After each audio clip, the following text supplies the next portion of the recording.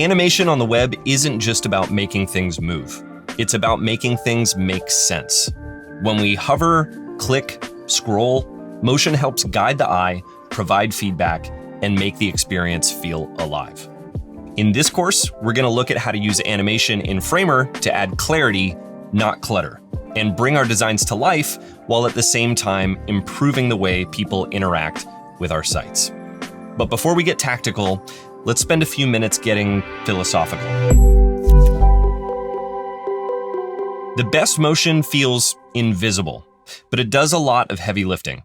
It shows relationships, highlights what's clickable, it gives people a sense of place. Used intentionally, it makes everything feel smoother and more intuitive. In fact, there are quite a few principles of motion that come from traditional animation. There are guidelines that help us create movement that feels natural, expressive, and easy to follow.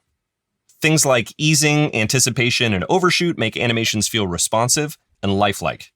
And proper use of duration and timing helps users quickly understand the relationship between chunks of information. Don't get me wrong, motion can also be used to add personality or establish tone, like snappy, performant, and serious, springy and playful, or slow, smooth, and elegant.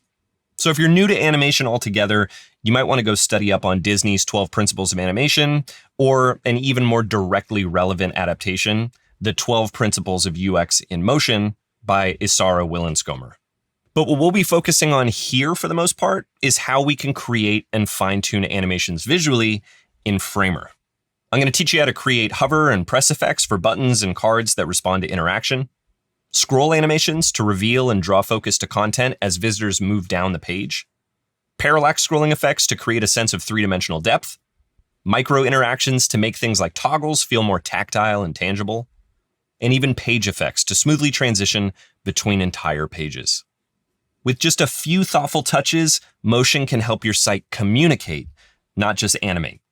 Now let's dive into the course and master animations and interactions in Framer.